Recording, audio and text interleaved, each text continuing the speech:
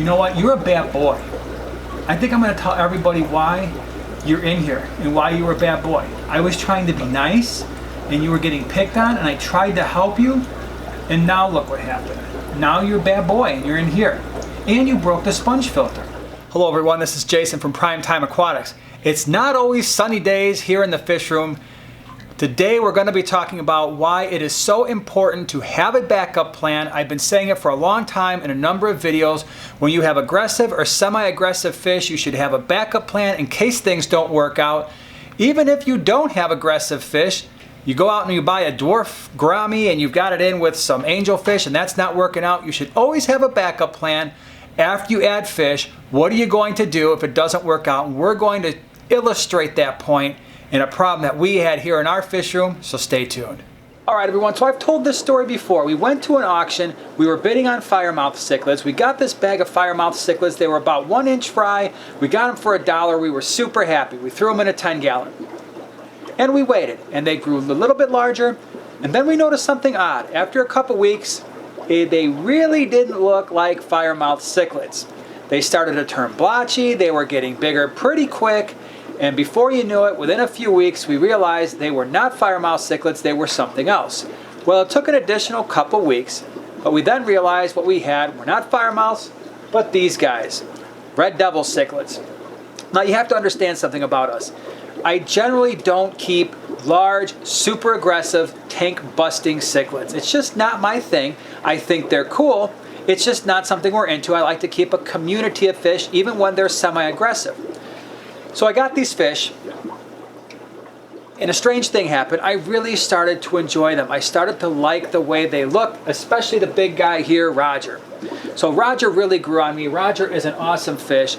And we wound up, we had 4 red devil cichlids that were starting to get pretty big pretty fast. We had to get them out of the 10-gallon and into this 40.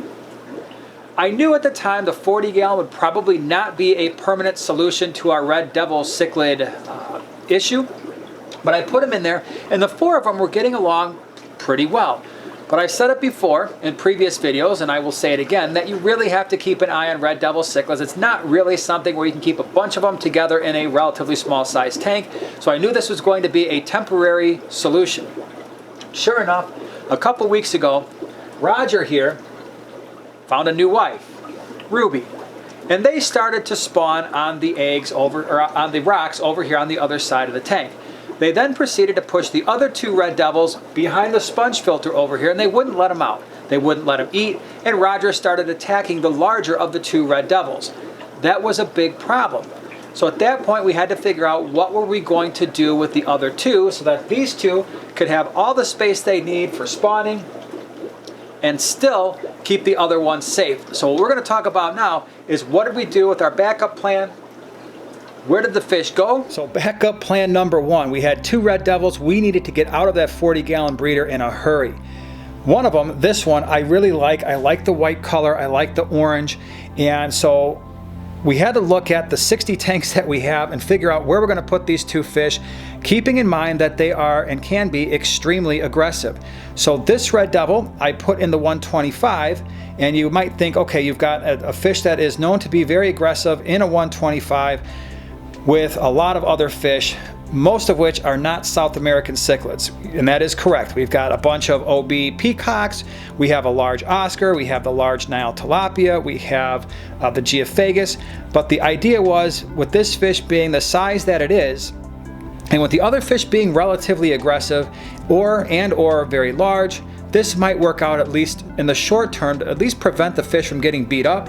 And so far that has worked out in the last week or so. We will be keeping a very close eye on this situation because I do not want this fish to begin to establish itself as a tank boss. I'm hoping that based on its size relative to all of its brothers and sisters that it's a female. Maybe that will cut down a little bit on the aggression, and we'll just see. If it works out, great. That's awesome, it'll stay. If it doesn't work out, then it's going to have to move somewhere else or we'll have to do something with it. But that was the first thing we had to do. We got this fish out of the tank.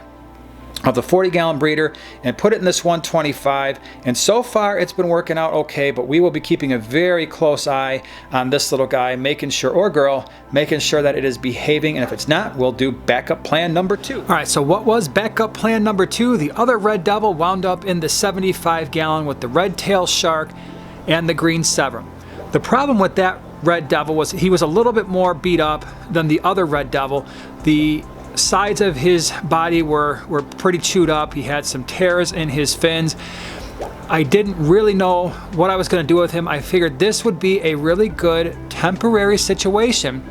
The idea being that we were going to bring that red devil to the GCCA auction, which was only a couple days later. So I put the red devil in this tank, and immediately the red-tailed shark decided to chase him behind the sponge filter. Now, I didn't really have a problem with that because once the red devil went behind the sponge filter, the red-tailed shark left him alone.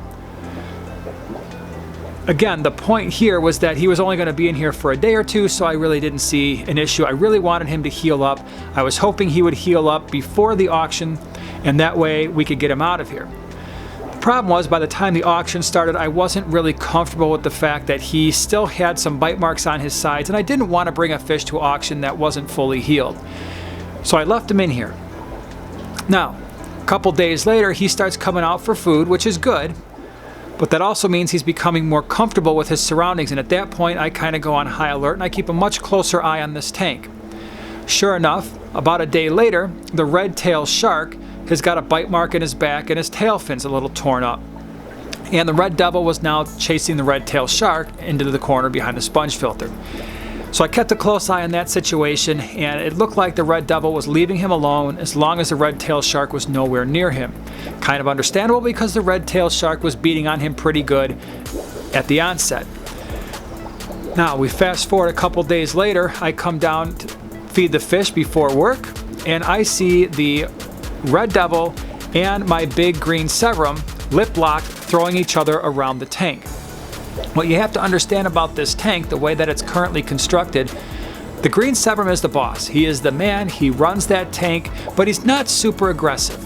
But he is definitely the most dominant fish in the tank, the red-tailed shark being the next most dominant, and everybody for the most part gets along really well. The red devil and the Severum lip locked, throwing each other around the 75, that was not going to end well. When large South American cichlids start fighting, usually that means somebody's going to die, and I was absolutely unwilling to see that happen. Again, I don't like fish aggression. I don't like feeding fish to other fish. And you can actually see here that the green Severum still has some bite marks on his side, and his tail is a little torn up. So at that point, I knew I had to immediately get the red devil out of this tank to prevent somebody from getting hurt. Thus the reason why he is in that 7-gallon, and again, that 7-gallon is a very temporary solution. By the time you're watching this, we will have already done the green water swap, and that fish has most likely already been passed along to somebody who's got a larger tank, who has a better situation and a better environment for that fish.